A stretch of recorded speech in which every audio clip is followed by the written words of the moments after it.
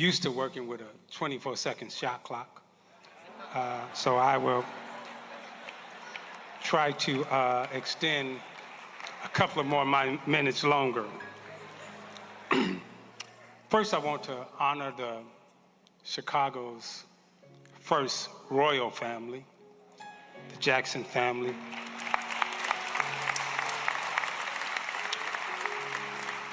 Mama Jackson, children, grandchildren, all that you have stood for in Chicago, the home that you made and the place of peace and safety that you gave our leader, our Chicago Nelson Mandela.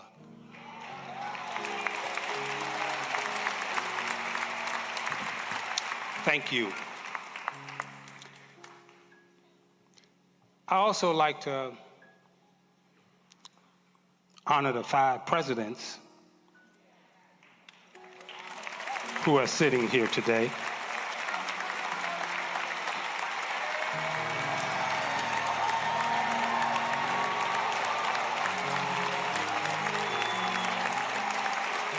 President Harris, President Clinton, President Bill Clinton, First Lady Jill Biden, President Biden, and Chicago's own South Side, President Barack Obama.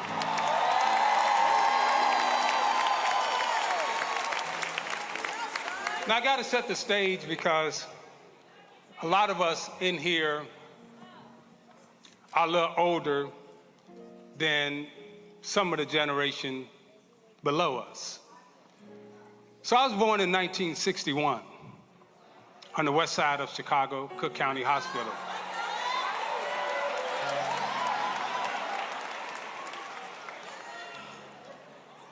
But for those of us who were here living during that period of time as little young men, young women, 1961 to 1971, 63 Medgar Evans was assassinated. 65 Malcolm X was assassinated. Fred Hampton assassinated, 69. Martin Luther King assassinated, 68. The Kennedy brothers assassinated. We had just come out of Jim Crow. I was the first one in my family to live outside of Jim Crow.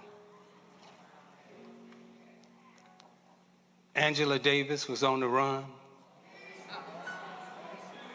I had a free Angela Davis pen. And those of us who are sitting in this audience understood what Chicago was like. Us Chicagoans on the west side and the south side, from the 60s to the 70s, when every store was burned down. There was no place to go. There was one man, again, our Nelson Mandela at that time, stood tall. And I remember my mom and I standing in a soup line on Madison and Kedzie, one of the most humiliating times of our life. We had no food. We had moved 4 or 5 times. And this beautiful man, this legend, this hero, came walking down the street. And I, as a young boy, when society was telling me I was a nobody, when society was telling me we don't even want to go to school with you, this man walked down the street and walked up to me and my mom had marched with him before.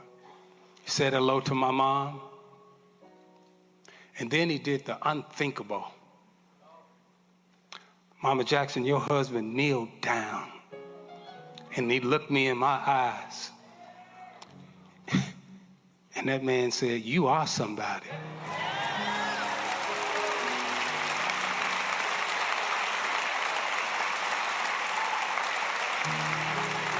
At that time, I couldn't quite understand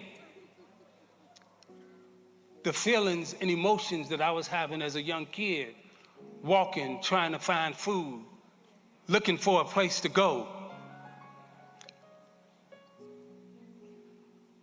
But when he said, "I am somebody," it resonated with me that there was a whole world trying to make me a nobody. And when he knelt down and looked me in my eye and said, "You are somebody," and then he said, "Say it again, say, I am somebody." I am somebody. I am somebody. I looked up, my mom is crying.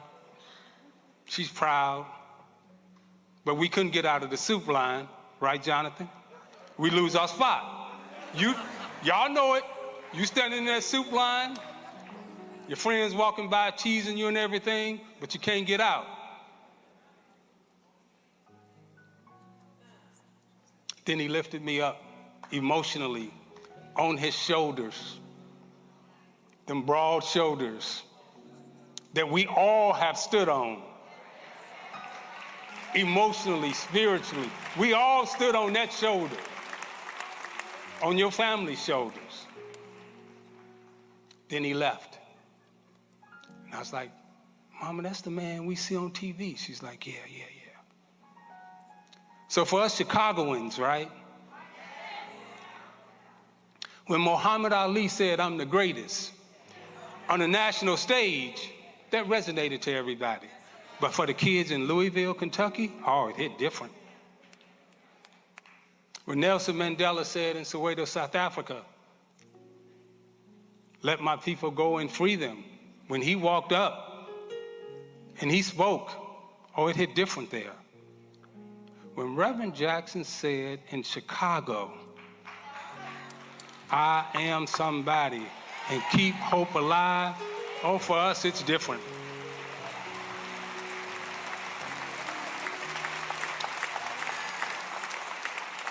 Years later, in one of my most triumphant moments, he's running for president, 1988. We trying to beat the Lakers. We trying to dethrone the Lakers. My father-in-law, Gordon Kendall, is head of Secret Service for the family. We get a call, midnight, 1 in the morning. "Hey, I'm coming to the game." I said, how you gonna get to the game? You gotta, you running for president. People, "No, I'm coming to." Who just said he was the most popular man in the world in 1988? Who just said that? Was that you? 1988, he's the most popular man in the world, and he coming to my game.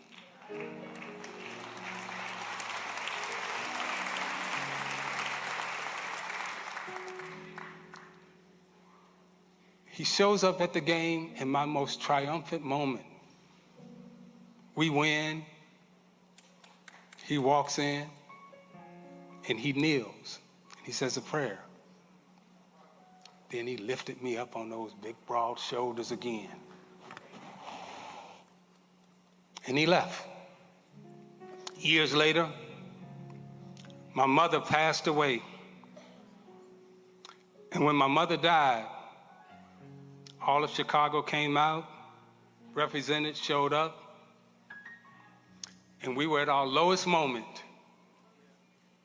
And Reverend Jackson walked into the church.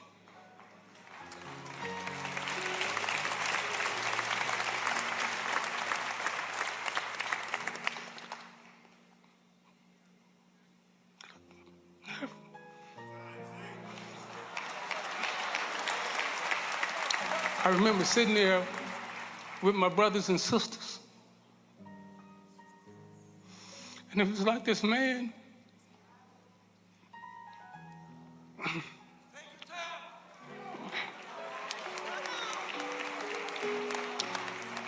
this man who's been there my whole life.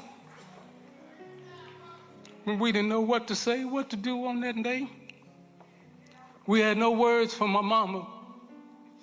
That man walked up to the stage and said, "I got this."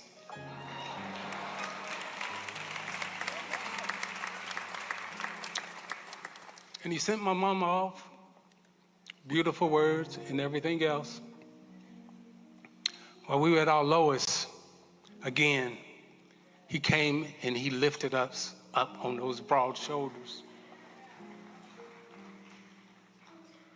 Fast forward, all of us will remember the day when you was elected President of the United States. And I'll never forget that day when you walked out on the stage with your family, with our First Lady, Michelle, my former teammate, played bitty basketball with Craig. The pictures and the images, and those of you who were there, the tears that were in the audience, the long struggle. And if you can remember, the camera panned from our president to your husband, to your father, to your grandfather. And he stood there with tears in his eyes. And I know all of you remember this image.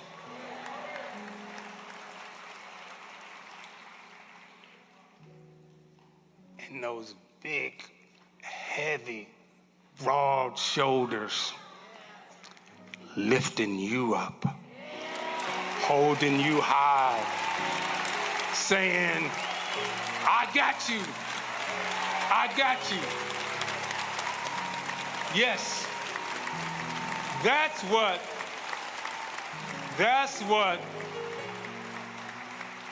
Reverend Jesse L. Jackson means to us in Chicago and all royal family. So we thank you for the courage. We thank you for the faith. We thank you for believing in us. And all of us who were so devastated from the 60s and the 70s, coming out of Jim Crow, trying to make a way out of no way. When he would improvise in a poem, "I am somebody," when he would say, "Even if I'm on welfare," I'm like, man, he talking to me. "Even if I'm poor," oh, he talking to me. He had a way of connecting personally with us. So today, when he said, "Keep hope alive," when there was no hope for us, and all of you here from Chicago know, in the 60s, we felt like there was no hope. Hope was lost. Hope was gone. This man gave us hope, gave us life, gave us energy. And today, I want to thank all of you for showing up. And to the organizers and presenters, I would just like to say to the organizers, when you took on the challenge to bring this man home, you couldn't understand the vastness and the multitudes that he touched. So there's no way you're gonna be on time. It ain't gonna happen. And you know why it's not gonna happen? Because all of us here, when you look around, we are from every single walk of life. Rich, poor, strong. He brought it all together.